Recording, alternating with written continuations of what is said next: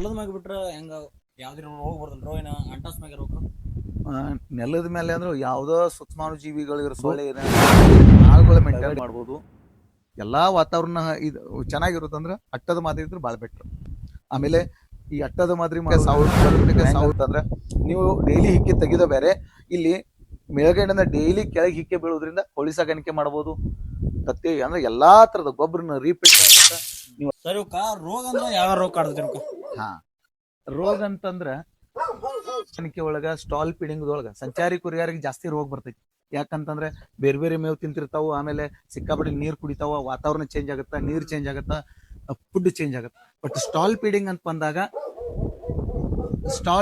ಬಂದಾಗ ನಾವು ಒಂದೇ ತರದ ನೀರು ಕೊಡೋದ್ರಿಂದ, ವಾತಾವರಣ ಒಂದೇ ಇರೋದ್ರಿಂದ, ಫುಡ್ ಒಂದೇ ತರ ಇರೋದ್ರಿಂದ, ಸಮತೋಲನ ಆಹಾರ ಇರೋದ್ರಿಂದ 99% ಇಲ್ಲಿ ಯಾವುದೇ ತರ ರೋಗಗಳು ಬರೋದಿಲ್ಲ.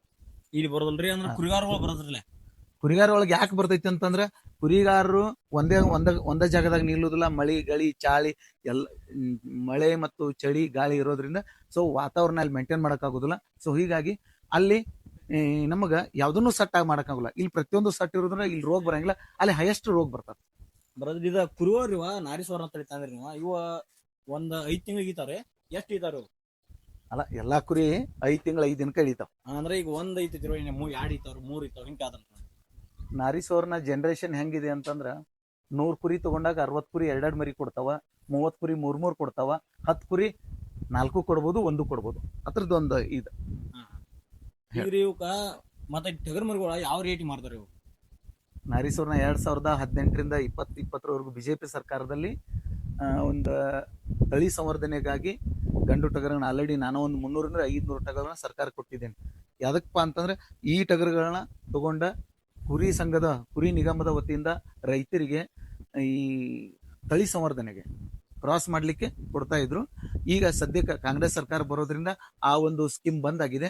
ಸೊ ಈಗ ನಾವೇನ್ ಮಾಡತ್ತೀವಿ, ನಮ್ಮ ಲೋಕಲ್ ಕುರಿಗಾರಿಗೆ ಈ ಟಗರ ಲೋಕಲ್ ಕುರಿಗೆ ಬಿಡೋದ್ರಿಂದ ಲೋಕಲ್ ಕುರಿ ಜನರೇಷನ್ 100ಕ್ಕೆ 10 ಕುರಿ ಮಾತ್ರ 2 ಮರಿ ಕೊಡ್ತಾವ, ಇನ್ನು ಉಳಿದಂತ 90 ಮರಿ ಒಂದೊಂದು ಕೊಡ್ತಾವ. ಅದಕ್ಕೆ ಈ ಟಗರ ಬಿಡೋದ್ರಿಂದ ಅಲ್ಲಿ 2 ಮರಿ ಬರುವಂತದ್ದು ಸಾಧ್ಯತೆ ಇದೆ. 100% ಬರ್ತಾವ.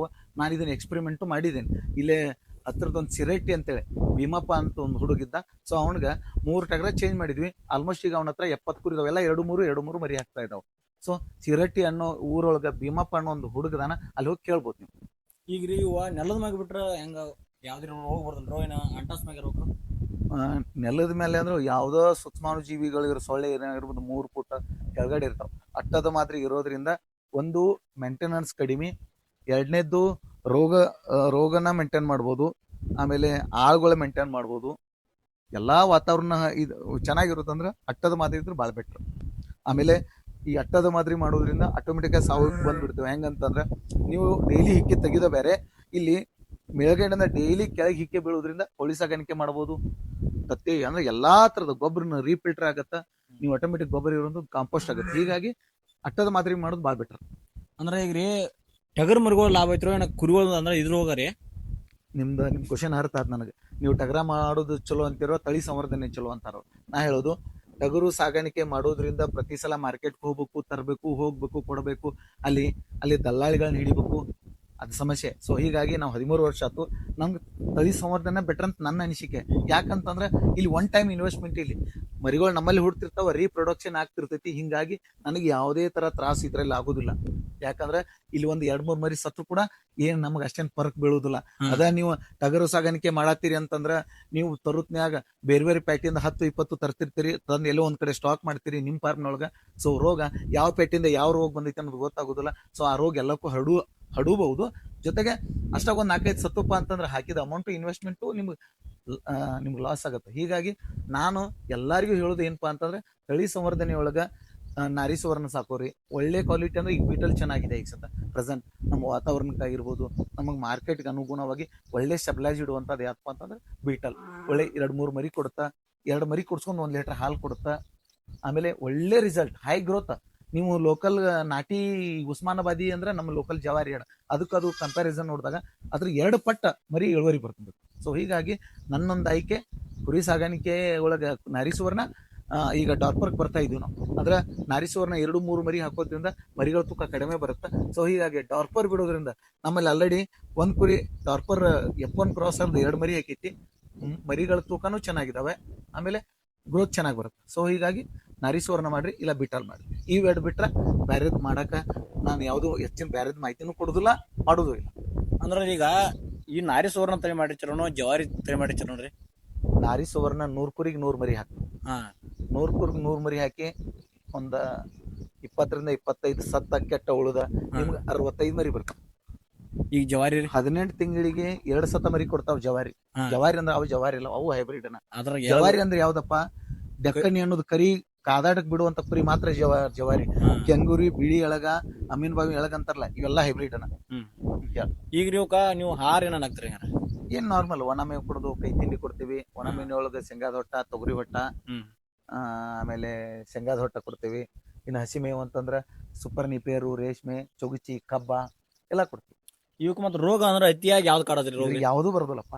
ನಾರಿ ಸ್ಟಾಲ್ ಫೀಡಿಂಗ್ ನಾರಿ ಸುವರ್ಣ ಅಲ್ಲಿ ಯಾವ್ದ ಸ್ಟಾಲ್ ಫೀಡಿಂಗ್ ಯಾವ್ದು ತಳಿ ಮಾಡು, ತಳಿ ಸಂವರ್ಧನೆ ಅಂತ ಬಂದಾಗ ಪ್ರತಿ 3 ತಿಂಗಳು ಡಿವಾರ್ಮಿಂಗ್ ಕಂಪಲ್ಸರಿ ಮಾಡ್ಕೊಂತಿರ್ಬೇಕು. ಹಾ. ಹೆಚ್ಚಿಗೆ ಬರೋದನ್ನ ನೀಲಿ ನಾಲಿಗೆ ಒಂದು, ಹಾ. ಆಮೇಲೆ PPR ಅದನ್ನ ಒಂದಕ್ಕೆ ಏನಾರು ಬಂತಂದ್ರ ನೀ ಸಪರೇಟ್ ಮಾಡಿ ಸರಿಯಾದ ಅದಕ್ಕೆ ಟ್ರೀಟ್ಮೆಂಟ್ ಕೊಟ್ರ ಮುಂದೆ ಯಾವ್ದು ರೋಗ ಬರೋದಿಲ್ಲ. ಈಗ ಪೀಡ್ರಿ ಯಾವ್ದ್ರಿ ಪೀಡ್ ಹಾಕ್ತಿರಿ ನೋಡ್ರಿ? ಫೀಡ್ ಯಾವ್ದಪ್ಪ ಅಂತಂದ್ರ ಆಲ್ಮೋಸ್ಟ್ ಕೈ ತಿಂಡಿ ಮನ್ಯಾಗೂ ರೆಡಿ ಮಾಡ್ಕೋಬಹುದು. ಆದ್ರ ತಳಿ ಸಂವರ್ಧನೆಗೆ ಬಂದಾಗ ಟಗರ್ ಮರಿ ಹಾಕೋ ಫುಡ್ ಅನ್ನ ಇದಕ್ಕೆ ಹಾಕಂಗಿಲ್ಲ. ಹಾ. ಇದಕ್ಕೆ ಸಪರೇಟ್ ಆಗಿ ಗೊಂಜಾಳ ಆಗಿರ್ಬೋದು, ಗೋಧಿ, ಆಮೇಲೆ ಶೇಂಗಾದ ಹಿಂಡಿ, ಹತ್ತಿಕಾಳು ಹಿಂಡಿ, ಆಮೇಲೆ ತೌಡು ಅಂತ ಬರುತ್ತೆ, ಎಲ್ಲ ಮಿಕ್ಸ್ ಮಾಡಿ ಮಿಶ್ರಣ ಮಾಡಿ ಅದಕ್ಕೆ ಬೇಕಾದಂಥ ಯಾವುದ್ರಿ ಕ್ಯಾಲ್ಸಿಯಂ ಪೌಡರ್ ಆಗಿರ್ಬೋದು, ಅಥವಾ ಆಮೇಲೆ ರುಚಿಗೆ ತಕ್ಕಂಗೆ ಉಪ್ಪು ಹಾಕಿ ಮನ್ಯಾಗ ನಾವು ರೆಡಿ ಮಾಡ್ಕೋಬೇಕು. ನೀವು ಸಂಪೂರ್ಣವಾಗಿ ನಮ್ಮ ತರಬೇತಿಗೆ ಏನಾರು ಬಂದ್ರೆ 1 ದಿನ ತರಬೇತಿ ಇರ್ತಾವ, ಆ ತರಬೇತಿ ಸಂಪೂರ್ಣ ಮಾಹಿತಿಯನ್ನ ನಾವು ಕೊಡ್ತೀವಿ. ಈಗ್ರೇನ್ ನಾರಿ ಸುವರ್ಣ ತಳಿ ಇಟ್ಟದಾರ, ಮತ್ತೆ ಹೊಂತ್ಕೊಳ್ಳೋದು ಬೆಟಲ್ ಹೊಂತ್ಕೊಳ್ಳೋದು ಎಲ್ಲ ಅದಾವ ನಮ್ಮ ಕಡೆ. ನಾರಿ ಸುವರ್ಣ ಅದಾವು, ಬೀಟಲ್ ಅದಾವು, ಬನ್ನೂರ್ ಕ್ರಾಸ್ ಐತಿ, ಪ್ಯೂರ್ ಬನ್ನೂರ್ ಅದಾವು, ಆಮೇಲೆ ಬೀಟಲ್ ಅದಾವು. ನನ್ನ ಹತ್ರ ಪ್ರೆಸೆಂಟ್ ಈಗ 3-4 ತಳಿ ಅದಾವ.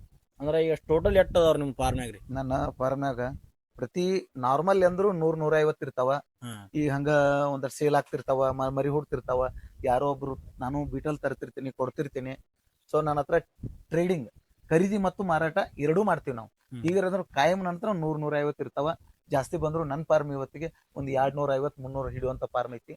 ಸೊ ಎಲ್ಲಾ ತರ ನಾವು ಕೆಲಸ ಮಾಡ್ತೀವಿ. ಈಗ ರೀ ಯಾರ್ಯಾರ ಬೆಟಲ್ ತಳಿ ಹೊಂದ್ಗಳಾಗ್ಲಿ ಅಡಗಳಾಗ್ಲಿ ಬೇಕಾದ್ರೆ ನಿಮ್ಗೆ ಕಾಂಟ್ಯಾಕ್ಟ್ ಮಾಡ್ಬೋದ್ರಿ? ಬೇಕಂತಂದ್ರೆ ಕಾಂಟ್ಯಾಕ್ಟ್ ಮಾಡ್ರಿ, ಬಂದು ನೇರವಾಗಿ ನೋಡ್ರಿ, ನೀವು ಸೆಲೆಕ್ಷನ್ ಮಾಡ್ರಿ.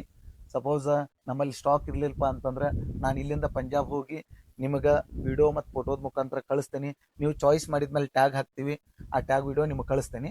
ಅದಾದ್ಮೇಲೆ ತಂದ ಇಲ್ಲಿ ಸ್ಟೆಬಿಲೈಸ್ಡ್ ಮಾಡಿ 15 ದಿನ ಹೋಮ್ ಕ್ವಾರಂಟೈನ್ ಮಾಡಿ ನಿಮ್ಗೆ ಕೊಡ್ತೀನಿ. ನೋಡಿರಲ್ಲ, ಇವರು ಈ ರೀತಿ ಮಾಡಿದಾರ್ರಿ. ಎಲ್ಲಾ ರೀತಿ ನಾರಿ ಸುವರ್ಣ ತಳಿ ಮತ್ತು ಬೆಟ್ಟಲ ತಳಿ ಹೊಂದ್ಕೊಳ್ದಾವ್ರಿ. ಆದಷ್ಟು ನೀವು ಈ ರೀತಿ ಬೆಳೆಸೋದ್ ಕೇಳ್ಕೊತ ನೋಡ್ರಣ. ಅಂಟಾಸ್ತಿಂದ್ರ ಮಾಡೋದ್ರ ಭಾಳ ಉತ್ತಮ ರಣ. ಬೆಟ್ಟಲ ತಳಿ ಆಗ್ಲಿ, ನಾರಿ ಸುವರ್ಣ ತಳಿ ಆಗ್ಲಿ, ಬಣ್ಣೂರ್ ಆಗ್ಲಿ, ಎಲ್ಲಾ ರೀತಿ ಕುರಿಗಳಾಗ್ಲಿ ಮತ್ತು ಟಗರ್ ಮರುಗಳು ಮೇಸ್ತಾರ್ರಿ. ಆದಷ್ಟು ಈ ರೀತಿ ನೋಡ್ರಿ ಅವ್ರ ಅನುಭವ. ಆದಷ್ಟು ಶೇರ್ ಮಾಡೋಣ ಎಲ್ಲರಿಗೂ ರೀ. ಹೆಚ್ಚಿನ ಮಾಹಿತಿಗೆ ಸಬ್ಸ್ಕ್ರೈಬ್ ಮಾಡೋಣ. ಎಲ್ಲ ಟಗರು ಪ್ರೇಮಿಗಾಗಿ ನಮಸ್ಕಾರ.